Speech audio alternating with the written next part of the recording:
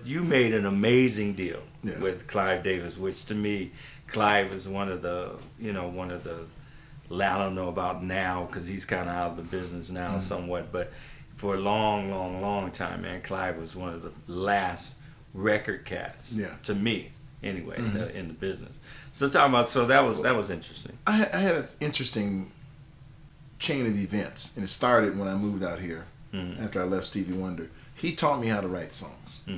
6 months later, I was writing my first #1 record. It was called "You Got the Love" for Shaka Khan and Rufus, and that went big. Then I started writing some hits for Barry White, "See the Trouble with Me," Patti LaBelle, "Joy to Have You Love." I mean, I started getting a lot of traction, And then about 20 years old, I wrote this song for Leo Sayer called "You Make Me Feel Like Dancing." Oh, okay, yeah. And I got 0 credit. I mean, that was a bad deal. I mean, it was like I was promised this, didn't happen.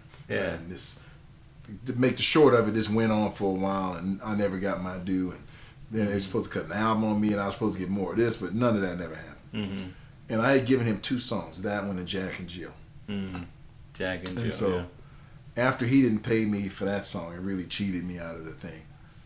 Richard Perry wasn't Leo Sayer. He's a nice guy.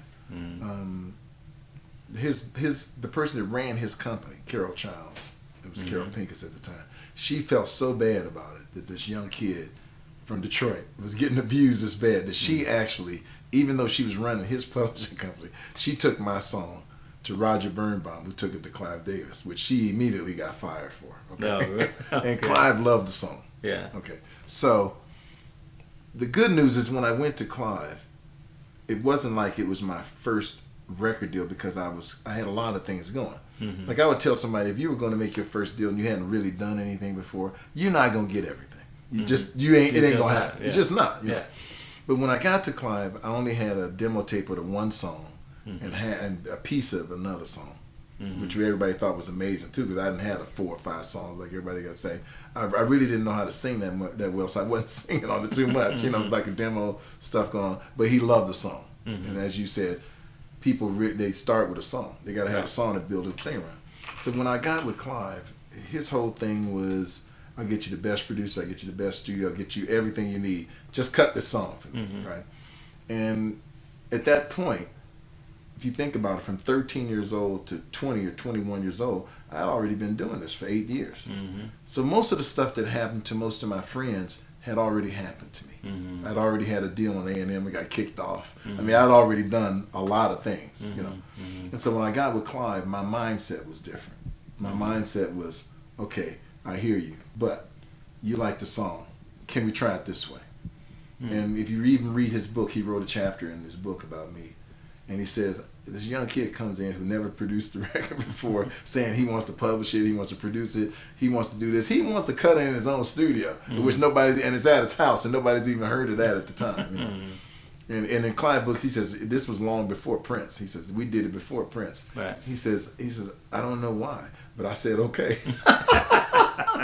He said, okay. Yeah. And I'll never forget our deal at the time was not a stupid deal. It was like, you can try it your way. But if you don't get it right, then we got to do it my way. Okay. I said, well, that's fair enough, but just give me a shot. Let me go home to my little bedroom studio that me and Reggie Dozier wired ourselves. And the equipment is sitting in the room. Yeah. And when I say built a studio, I don't mean put it together. I'm talking about soldered every wire. We were there for over a month. I had to give Reggie my only color TV in my house because he was like, it's taking longer than I thought. So he took my color TV. I wish I had a video of it, him putting it on the truck. Yeah. And so my first deal on Arista, which wasn't my first record deal, but my first deal with my group on Arista, I got to produce the record. I was the artist.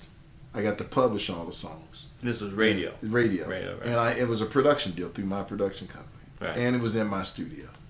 Cool. So I got all of it. So other than the stuff that I already had at home, the record cost me like $1,800 to make the whole record.